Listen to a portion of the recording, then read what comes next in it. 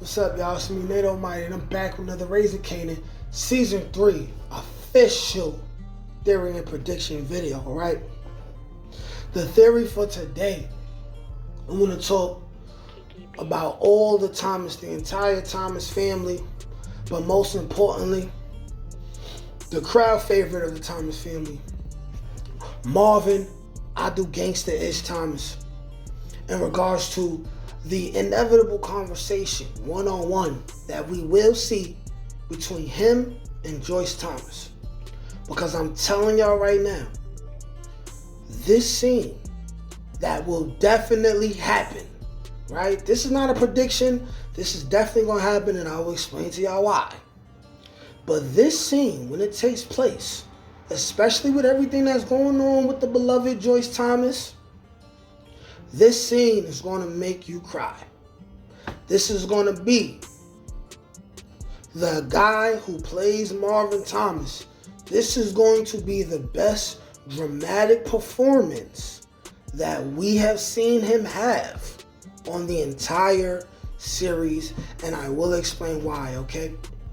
I'm going to explain why this is not only a scene that's going to make everyone cry, but it's going to be the most important scene for Marvin as far as the progression of his character within the whole entire season. This video is going to be another banger. Go ahead, like, share, comment, subscribe if you're new here. Without further ado, let's get to it. All right, now, y'all, let's break it down like this. Now, let's briefly talk about what we've seen of Joyce Thomas all the way up until the beginning of season 4. We have not seen much of Joyce Thomas up until season 4. We probably didn't see her at all in season 2. We've seen her in season 3. And all the way up until season 4, we've seen nothing but a nasty, despicable person. I'm definitely one of the first people who went online and said that Joyce Thomas is likely to be proven to be the worst mother in Power Universe history. And when you're dealing with somebody like Tasha, who merely watches her husband talk to another woman without even knowing what's going on, and then immediately goes in the car outside his club and cheats, when you're dealing with somebody like Monet, who stashed a gun in her son's car seat, when you're dealing with somebody like Kay Egan, who raised the psychopath that we all know and love as Tommy Egan, this says a lot. It seems as if Joyce Thomas was very mean to her children and may have been very mean forever. It seemed like she always needed money, right? It seems like she was money hungry. It even seemed like she did not care about her grandkids. And by the way, when I say the scene with Marvin and Joyce Thomas is going to be important, we also have not seen a scene with her and Jukebox. And that's equally going to contribute to who Jukebox becomes as well. But anyways, now I'm thinking it's possible Joyce Thomas is just like a lot of our mothers and grandmothers.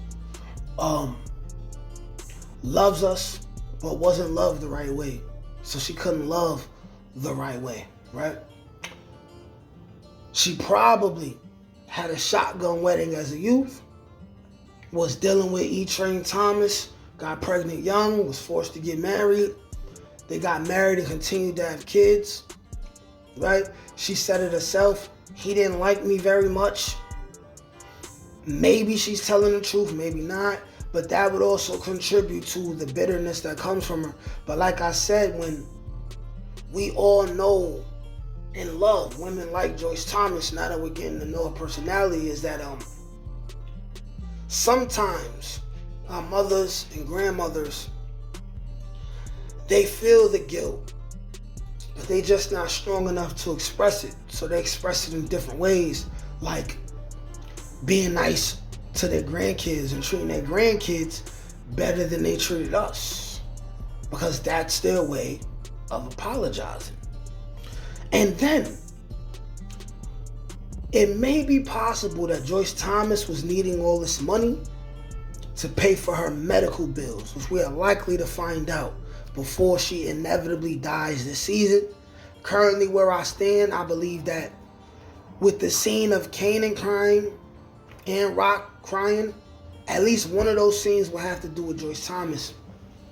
And then when we get to Marvin Thomas now, right? When we get to Marvin Thomas, we gotta relate to the conversation that Marvin had with Kanan, where he was talking about his father and how he was so proud of his father and he looked up to his father so much, and how E-Train Thomas, before it all went bad, was a superhero to him. Y'all heard what he said. As a youth, I watched my father amateur box and put dudes on their back. And hopefully there's a spinoff where we get to see the the Thomas family being raised, and we get to see that scene, right? He said, I felt like his muscles were my muscles. He said, nobody loved him more than me. That's why I can't forgive him for leaving us. He thought he was escaping his problems and left a shitload of other ones, right? We all can relate to something like that, right? Especially those of us who didn't grow up with their dad or had their dad and then lost their dad, right? For whatever reason. Marvin is dealing with a lot of pain that we have not seen him address. And being somebody who used to play the streets a lot, I could speak for all men who either been in the streets, or if you haven't been in the streets and you consider yourself to be a macho man, manly man, nobody can break you down and make you emotional more than your own mother.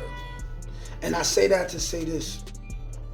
When it's finally time for Kanan to convince Joyce Thomas to tell her kids that she's on the way out and she's going to the upper room, I believe for whatever reason, we will see a personal conversation, just Marvin and Joyce Thomas, where we're possibly going to see Joyce Thomas say, you have to forgive your father for what he did. We're going to see a different side of Joyce Thomas, right? And as I'm making this video, I'm kind of getting choked up myself because my own mother beat cancer years back, right? My own mother has had her own health issues recently.